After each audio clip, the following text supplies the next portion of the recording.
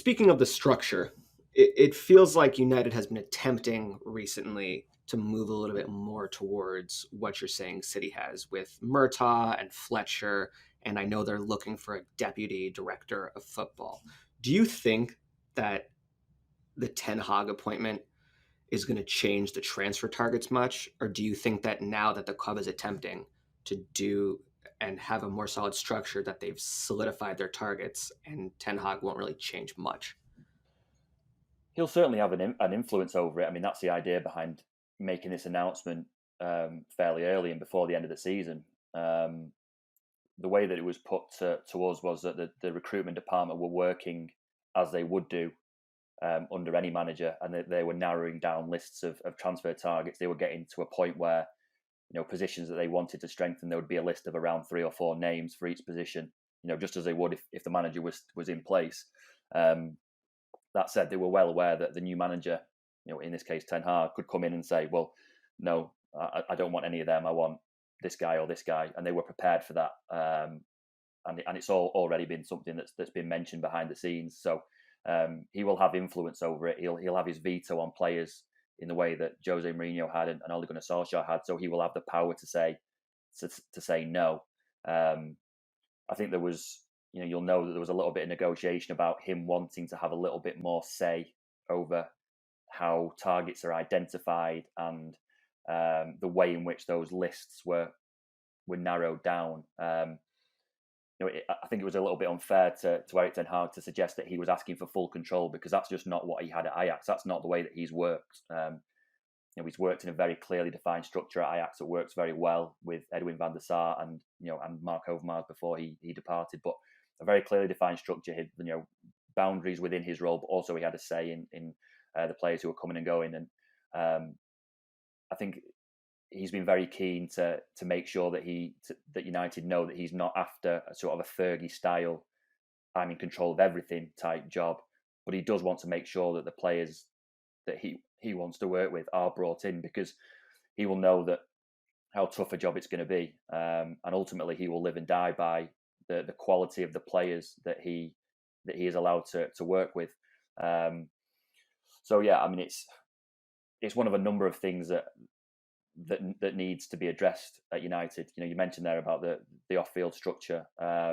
It's about making that work as quickly as possible, and it's never easy when a new manager comes, because there are going to be teething problems in the way that structure works. But it's a structure that United have identified, and they've appointed John Murtaugh as a director or a football director, and Darren Fletcher. And they believe that Erik Ten Hag, one of the reasons why they're appointing him is that he is the best fit of all those candidates to slot into that structure. And United fans will just have to hope that the club have got that right. Yeah, that makes sense, and certainly we want to see that as well. That he's a top coach, but also has a good eye for what he needs to implement the type of play he wants in alignment with the club. Last year when we did this podcast, we were sitting here talking about Sancho and which happened, and we talked about Rafael Varane, and I think at the time we talked about how it was one where we wouldn't believe it till it happens because of prior things, and then of course it did. Now whether these have worked out as well as we wanted them to or not remains to be seen. But way back then we also discussed, I think, Declan Rice and other midfielders, and it's almost hard to believe that a year on and probably 2 or 3 years on from when it should have happened, we're still talking about what kind of midfielder will be brought in this summer to replace who's likely leaving with Matic quite old and potential on his way out. Pogba on a running out of his contract, and really nobody for that deep position at all. So we kind of know this summer it's a little more obvious where the targets are in terms of the midfield, in terms of striker, with only Ronaldo in, with the Cavani leaving, and obviously the Mason Greenwood situation being what it is. Who would you say at this point in time do you think is a realistic targets in that midfield area? Is it still, a Declan Rice, despite the crazy price being mentioned, or are there some other names like Calvin Phillips or Paulinho from Portugal and these kind of things? Yeah, I mean, it's definitely a priority position for them to sort out, because, as you say, I mean, It's been something that should have been sorted, years ago, and it's just kind of dragged on. I think I mentioned last time I was on that last summer that Solskjaer wanted to strengthen a number of different positions, and he was told that he would have to prioritise, that there wasn't the money there just to go and do 6 transfers and solve everything straight away. And he decided, along with the recruitment department, that he wanted a centre half and wanted a winger in Sancho, and obviously felt that he could survive without a holding midfield player. Whether that was right or wrong, you just have to look at the season probably. In terms of the targets for that area, we're led to believe that the top 3 for a while now have been Declan Rice, Jude Bellingham, and Calvin Phillips. There are issues around all of those players. Declan Rice's valuation and the feeling that now Fernandinho has told City he's leaving, that City may be interested in him. Jude Bellingham, is someone that most Premier League fans would kill for at their club, but again is going to be very, very tough to do. Dortmund are already pretty resigned to losing Haaland probably to City, and they're not going to let 2 of their star names leave in one summer. They just don't do that. They're prepared to lose players, but not in bulk, unless someone comes in with 200 million or a ridiculous offer like they did with Dembele. They just don't do that, and so that's going to be incredibly tough to do. I think it's almost impossible this summer.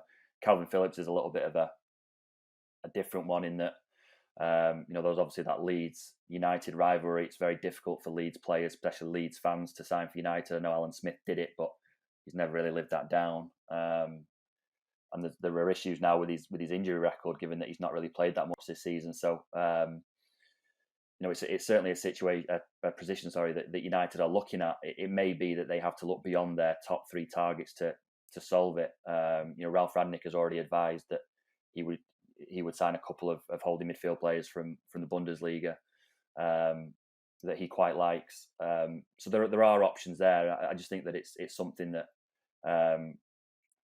it will ultimately depend on what Ten Hag wants to do. There isn't going to be a massive amount of money to spend. And while they would love to have Declan Rice, if West Ham are serious about wanting 150 million for him, I just cannot see that happening. He's a great player, don't get me wrong. He can probably play as a 6 or an 8, or even more advanced than that possibly. He's that good on the ball. But at 150 million pounds, I just don't think that's going to get done. So we'll just have to wait and see. It's definitely something that United need to address, because they can't go into another season without an out-and-out holding midfield player, because it's just a massive gap in the squad at the moment. And I think it's obvious for everyone to see all the top teams have got very, very good, solid holding midfield players, and United just don't have one at the moment. Yeah, and when you mentioned the players suggested from Germany, we've heard names, I think, in the press earlier, like Hadara from Leipzig, and then maybe like Konrad Laimer as well from Leipzig. Is that kind of in the vein of suggestion that Rangnick might be going for, kind of more affordable, energetic midfielders? Yeah, I mean, Hadara at Leipzig was certainly one of the ones that very, very early on he suggested that United look at. I think he was quite keen at one stage to bring in someone like that in January. And you may have noticed that he's had a couple of little digs in press conferences where he said, we lost 4 players, we didn't sign anyone. I think he would have liked to have brought in at least one player in January, a holding midfield player like that. But obviously, either wasn't allowed or it just never got off the ground.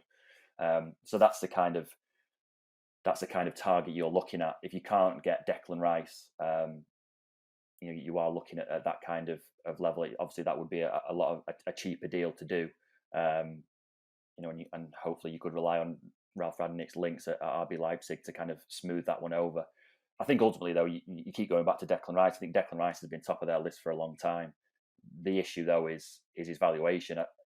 The only thing that may sway it is that kind of led to believe that Rice has made it clear to West Ham that he won't be signing a new contract unless it's got some kind of release clause in it. So, that may force West Ham's hand a little bit in terms of looking for a buyer.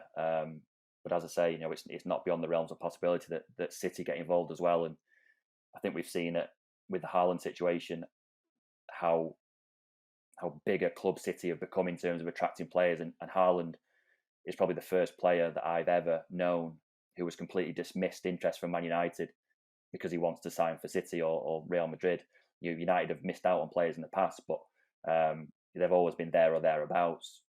As far as Haaland goes, kind of led to believe that as far back as January, it just wasn't a consideration for them because they're picking a sporting project, and ultimately City's squad and rate of success is a lot better at the moment than Man United. Yeah, that makes. I mean, that is correct, and unfortunately, it's too bad that that is the case. We now missed out on Holland a few times. Obviously, it seems like the best time to get him would have been back when Ollie tried to get him that first window, and ultimately did not. It's interesting, the Leipzig links. I mean, they've got Haidara, they've got Lamer, they've got Tyler Adams, who's doing really well as a USA player as well. But yeah, the Leipzig links for Reina could provide some alternative options. But we all keep going back to Rice and keep talking about it for the same reason, that he's just, that much better than most any other options that we have, and the cost is a difficulty. But more in line with that discussion on Holland and striker, there's talk of Harry Kane, but it seemed like that was probably a little bit linked to Pochettino, despite claims that it wasn't. Obviously, it's harder to bring him in, especially without top four, without Pochettino. It's hard to say there's any draw for Harry Kane to United at this stage for this summer anyway.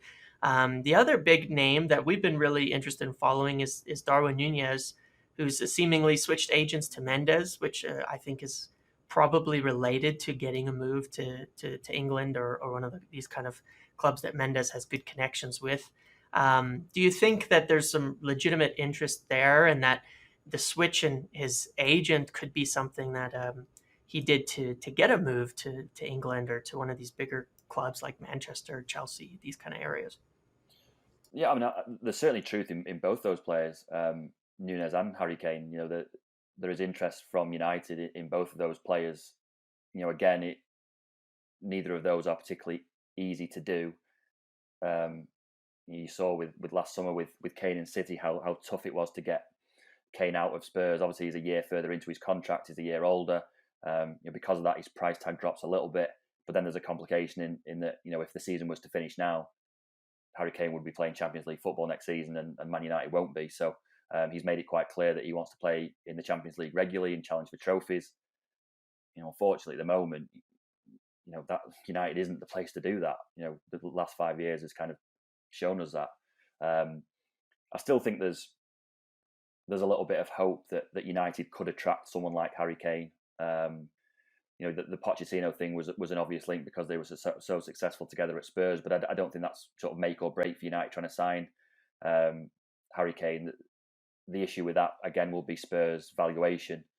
If it's up close to sort of 150 million still, then United aren't going to touch that. If it's below 100 million, then you can kind of argue that's quite a good deal. He's a proven Premier League goal scorer, and that's exactly what United need. Nunez is an interesting one in that he's an awful lot younger than Harry Kane, and I think Ralph Rangnick has made a point of saying that they want a younger striker, having had Cavani and Ronaldo this year. There are issues again around his injury record. I think he's had his knee issues in the past, and United have been very wary of signing players who have had those kind of problems. It was one of the reasons why they didn't let Jose Mourinho sign Boateng from Bayern Munich. They weren't willing to risk that, having they felt that they were burned a little bit when they signed Schweinsteiger. So they're very concerned about spending a lot of money on a player who may not be available week in, week out.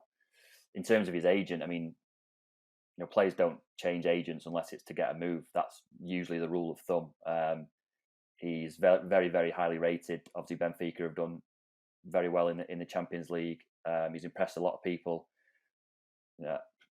It is the time for him to cash in on how well he's done, and if he wants to move to the Premier League, then now is the time to do it. I'm sure that's where most players want to play at the moment. And yeah, United have shown an interest in him. How strong that is at the moment, I'm not really sure. But he's certainly on a list somewhere at United, and someone that they're looking at closely. Again, like the defensive midfielder position, it's something that has to be solved. I don't think they can go into a season with just Cristiano Ronaldo. Obviously, Cavani's going to leave. There's the ongoing situation with Mason Greenwood and whether he's ever going to come back. So it's really is a priority position. Again, the problem is that there isn't 250 million to give Ten Hag to spend straight away. It'll be about prioritising and where he thinks he needs players in the most. I'm sure that he will look at that squad and think that he could probably do with 6 or 7, and unfortunately, it's just not going to happen. United will work to the same plan as they always do. That they'll try and sign 3 players and shift 3 players out the opposite direction. Whether that actually happens or not, is another matter. But that's the plan that they would work to. That's the kind of squad rotation that they look to do each summer. Yeah, I know Ten Hag must be quite vocal in regards to the transfers going forward, and I know one that we've seen that he could be bringing along with him from Ajax, like we've seen, and also multiple other outlets have reported on, is Jurriën Timber. He's currently centre back at Ajax, but he can play as a fullback or a midfielder. Do you think that Ten Hag could be asking for him? Do you think there could be a chance with him? Because I know he's quite highly rated, only being 20-year-old, and can play in his multitude of positions. Do you think United would want him? Or yeah, I mean, it's usually the case when a manager comes to like a huge club like Man United, having done well somewhere else. It's obvious that he would be linked with players that he's got the best out of at his former club. There is a little bit of a danger there when you try and bring too many players with you, in that you get accused of trying to create a little Ajax at Man United when Man United is a different club in a different league. It's interesting in terms of just looking at defenders in general, in that he's got a reputation in Holland of playing a very, very high line, and obviously Harry Maguire has had a very, very difficult season this season. Is he equipped to play in a high line like we've seen Ten Hag do at Ajax? You can probably argue that he's not. So I'm not surprised that United are being linked with centre halves. Especially ones who can play in that system. Again, though, it comes back to the same thing, that it will be about prioritising positions. Obviously transfers will have been part of the negotiation with Ten Hag, so he will know exactly what the constraints are in terms of budget, and the players likely to leave, and the fees that you could get for those players.